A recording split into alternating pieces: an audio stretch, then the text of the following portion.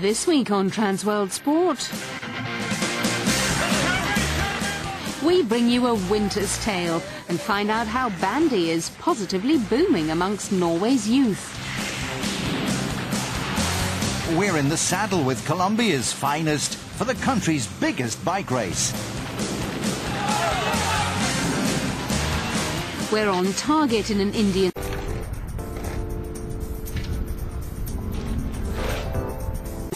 In winter, the days are short and cold in the Norwegian capital, Oslo.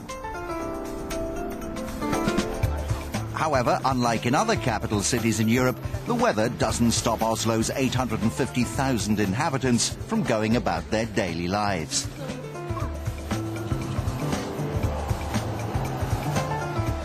The freezing conditions even mean that those who wish to can enjoy a variety of outdoor activities in their spare time.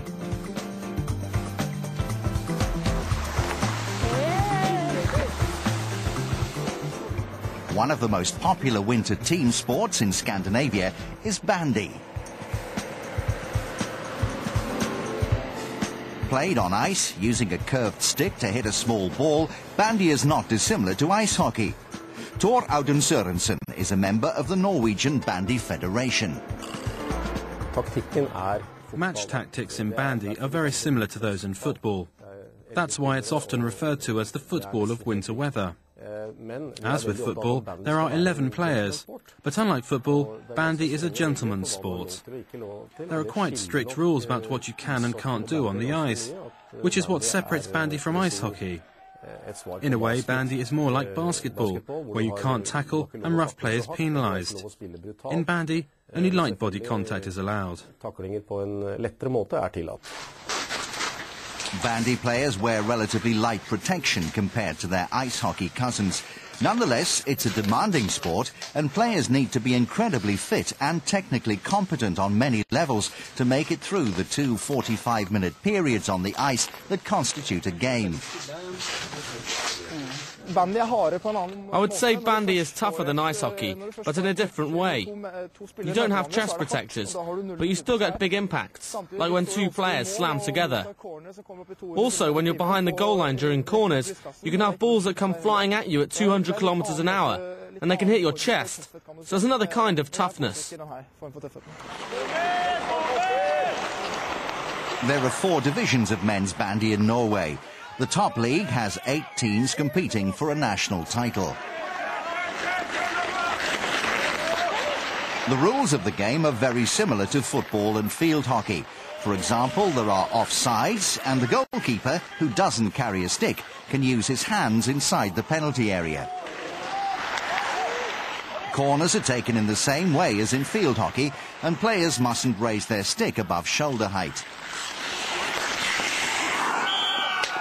It's a very distinctive sport and actually nothing like ice hockey at all. People rather mistakenly believe that ice hockey matches are much more intense because an ice hockey rink is much smaller than a bandy rink. But bandy is in fact a lot faster than ice hockey as a game. Not a lot of people know that, but it's true. As with most sports, top bandy players start young.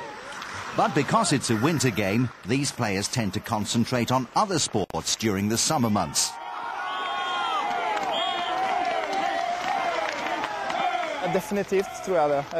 I've played ice hockey and football as well as bandy, and it's definitely more challenging to play bandy. You have to be very versatile. You need really good coordination, and you have to be just as good technically on your skates, with or without the ball. To combine both, it's really a fine art.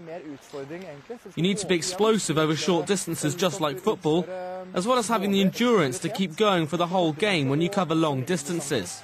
I think top bandy players have very good skating skills and hand-eye coordination, because they are able to stop a small ball whether on the ice or in the air with their stick, as they skate at full speed. And obviously all this takes a very long time to learn. A Russian version of bandy was probably played back in the 10th and 11th centuries. But the rules of the modern game were drawn up in 1882 in England by the Bury Fen Club.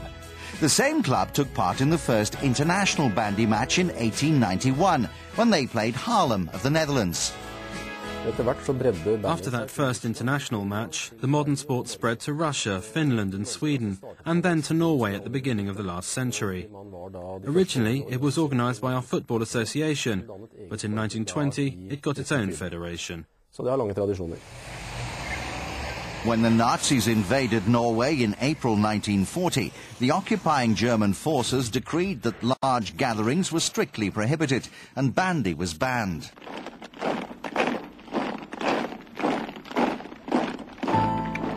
But throughout the occupation, illegal championship matches were played out of sight on frozen lakes and ponds, in forests and out on the frozen fjords.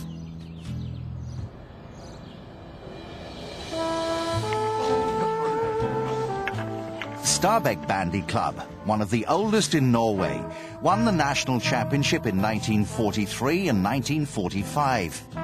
And the blue vases that were used as trophies were heralded as markers of the country's resistance. Today, they serve as reminders of the proudest moments in the club's history. However, the sport's popularity after the war suffered a setback, with mild winters taking their toll on clubs all over the country. It never came close to extinction, but over 20 or 30 years, half of the teams disappeared. However, it's on the up again now, and I think within the next 10 years we'll have returned to where we were in the 1950s, when it was at its most popular. Back then we had about 7,000 active members, and I think we can hit those figures again.